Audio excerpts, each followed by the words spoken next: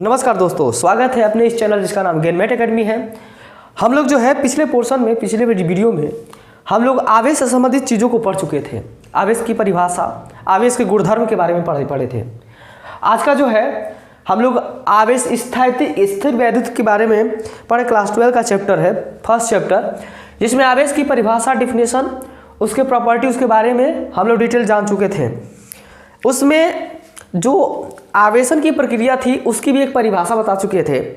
अब हम अगर आवेश की बात करते हैं तो एक फिजिकल क्वांटिटी होती है, और जब कोई भी फिजिकल क्वांटिटी होती है तो उसका मात्रक भी होता है और उसका बीमा भी होता है। तो आज की क्लास मात्रक और बीमा पे आधारित है। ये आवेश की मात्रक और बीमा भी होगी। इतना महत्वपूर्ण है, किसी न किसी एग्जाम में कॉमन सवाल है, आवेश का मात्रक बताइए, आवेश की बीमा बताइए।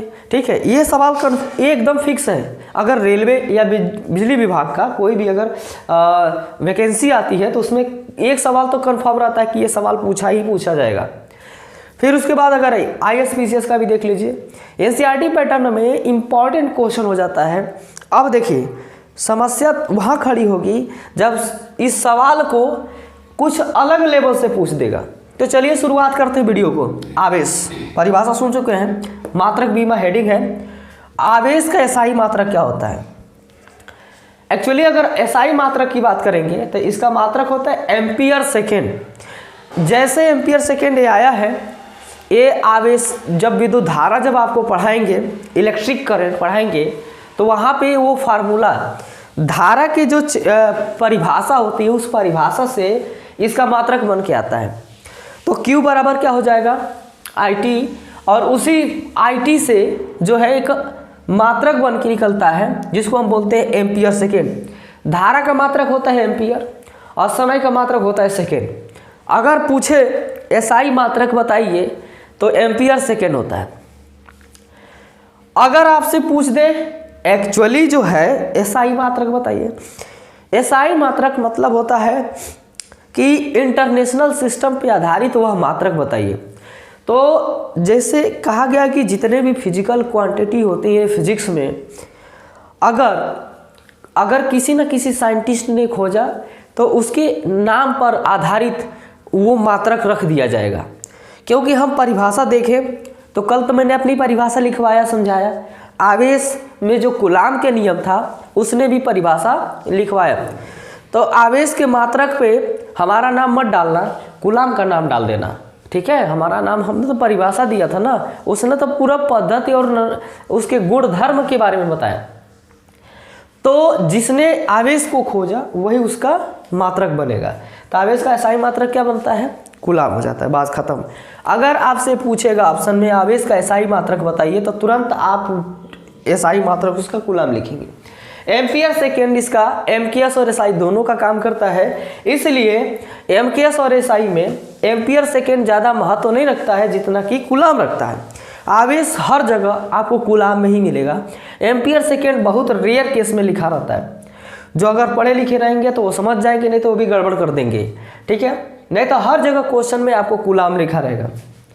नोट, हर मतलब क्वांटिटी के या यूनिट या नंबर्स के पीछे C लगा होता है, मतलब इसको कहते हैं कूलाम को C से प्रदर्शित किया जाता है। याद रखिए, कूलाम को किससे प्रदर्शित किया जाता है? C से। आवेश को Q से प्रदर्शित किया जाता है, लेकिन कूलाम को C से प्रदर्शित किया जाता है। इसका अन्य छोटा मात्रक यमसियन मौसी होता है। मौसी क्या होता है जी? मौसी नहीं, तुम्हारी मौसी नहीं, हमारी भी मौसी नहीं, कौन QC का भी मौसी नहीं। मौसी का मतलब होता है म्यू C, म्यू माने होता है माइक्रो। M मतलब होता है मिली कूलाम और म्यू का मतलब होता है माइक्रो कूलाम। मतलब अन्य छोटा मात्रक है। पिको भी रख सकते हैं, फेम्टो भी रख सकते हैं, फर्मी भी रख सकते हैं, लेकिन उतना नहीं जाना है। यहाँ पे अन्य छोटा मात्रक जो होता है जिसे हम मिली सेकेंड भी, मिली कूलाम का देंगे, माइक्रो कूलाम का देंगे। तो MC और मौसी याद रखिएगा। मौसी जो है छोटा मात्रक है, MC भी छोटा मात्रक है। तो मौसी हो जाएगा माइक्रो, MC हो जाएगा, क्या हो जाएगा? यह मिली कूलाम हो जाएगा। तो ये हो गया इसका SI मात्रक। अब हम इसका पढ़ेंगे CGS मात्रक। CGS को बोलते हैं ग्राम सेंटीमीटर ग्राम सेकेंड इसको बोलते हैं। इस क्वांटिटी, इस सिस्टम के अकॉर्डिंग जो है इसका हम मात्रक क्या देखेंगे, तो इसका मात्रक पहला होता है स्थैत कूलाम।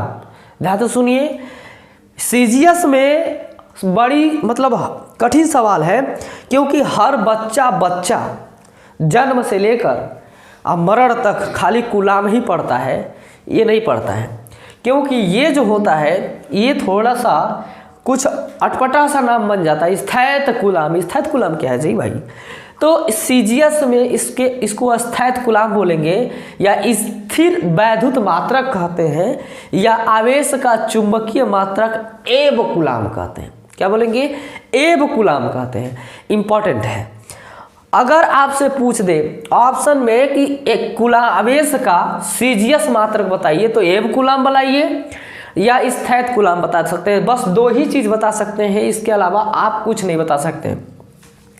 ये कहीं बुक में नहीं लिखा रहता है सीजीएस मात्रक आवेश का बताइए, लेकिन हम आपको सीजीएस भी बताएं, एमकेएस भी बताएं और एसआई भी बताएं, और तीनों में अंतर बताएं। एब कूलाम रहेगा तो सीजीएस, स्थैत कूलाम रहेगा तभी भी सीजीएस रहेगा। अगर एसआई मात्रक रहेगा तो खाली कूलाम लिख दीजिए या एम्पियर सेकेंड लिख दीजिए। ठीक है। एक कूलाम, ध्यान से सुनिएगा, एक कूलाम जो होता है, ध्यान से सुनिए, एक कूलाम होता है, एक कूलाम मतलब एक कूलाम कितने के बराबर होता है? 3 × 10⁹ स्थैत कूलाम के बराबर। मतलब इसकी एक क्वांटिटी होती है, एक कूलाम इतने के बराबर होती है। अगर आपसे पूछ दे कि एक कूलाम कितने एब कूलाम के बराबर होती है, तो इतने के बराबर होती है। ये हो गया आपका 1/10 एब कूलाम। ये क्वांटिटी याद रखिए सीजीएस में, ये अति महत्वपूर्ण है। ये उन सवालों के लिए है जो अगर मान लीजिए जो आईएएस का प्रिपरेशन करना चाहते हैं, जो बच्चे आईएएस का प्रिपरेशन करना चाहते हैं, भाई ये नोट कर लो। हाँ ही नहीं पूछेगा, क्योंकि इतनी बार पूछ चुका है कि आपको ये पूछबे नहीं करेगा कंपटीशन में, हाई पूछ देगा। कहेगा कि इसमें से कौन जो है आवेश का सीजीएस मात्रक है, दोनों दे देगा, स्थैत कूलाम और एब कूलाम दोनों एक के साथ दे देगा, कूलाम दे देगा, एम्पियर सेकेंड दे देगा, और चौथा ऑप्शन कहेगा कि इनमें से कौनो नहीं बा। तब क्या करेंगे? कौनो नहीं बा का मतलब हो जाएगा कि आप सीजीएस जरूर पढ़े रहेंगे। अगर तब जब आप पढ़े रहेंगे तो तुरंत आप बताएंगे कि स्थैत कूलाम और एब कूलाम होता है, एक कूलाम में कितना स्थैत कूलाम होता है और एक कूलाम में कितना एब कूलाम होता है। ये वैल्यूज यहाँ पे मैंने लिख दिया है, इसको कॉपी में लिख लीजिए, एकदम अति महत्वपूर्ण है। बात करते हैं बीमा। अगर क्लास 12th में है तो बीमा का चैप्टर यहाँ पे नहीं पढ़ाया जाएगा, लेकिन बीमा निकालना बारी बारी से सिखाएंगे। लेकिन यहाँ पे बीमा हम निकाले नहीं हैं, इसकी बीमा हम निकाल के बता भी देंगे। यहाँ इसकी बीमा होती है 80 इसकी बीमा होती है। बीमा जानने से पहले एक क्लास में बीमा का रखूँगा, और उस क्लास में बीमा के कुछ रिलेटिव जो डायमेंशन से रिलेटिव होती हैं, उन चीज़ों को मैं क्या करूँगा आपको बता दूँगा। तब आप बीमा हर किसी भी तरह की फिजिकल क्वांटिटी का डायमेंशन जो है आप आराम से लिख सकते हैं, लिख लेंगे भी। तो जल्द ही आपको बीमा पे एक क्लास आपको मिल जाएगा कि बीमा कैसे लिखेंगे और कौन कौन फिजिकल क्वांटिटी हमें तैयार रखनी चाहिए। ठीक, तो ये हो गया आवेश, उसका मात्रक, एसआई मात्रक, एमकेएस मात्रक, और किसे प्रदर्शित करते हैं, इसका छोटा मात्रक क्या होता है, इसका सीजीएस मात्रक क्या होता है। एक कूलाम सीजीएस मात्रक में कौन कौन से होते हैं, स्थैत कूलाम और एब कूलाम। एक कूलाम कितने के बराबर होता है और बीमा 80 होता है। ये रहा आज का अति महत्वपूर्ण जो मात्रक पे आधारित था और बीमा पे आधारित था, आवेश से संबंधित। इसको आप मिस मत कीजिएगा, कॉपी में ज़रूर लिख लीजिएगा, क्योंकि अति महत्वपूर्ण है और लाइन बाय लाइन चल रही है। हर एक क्वेश्चन को सिस्टमेटिक, हर क्लास को सिस्टमेटिक बताया जा रहा है।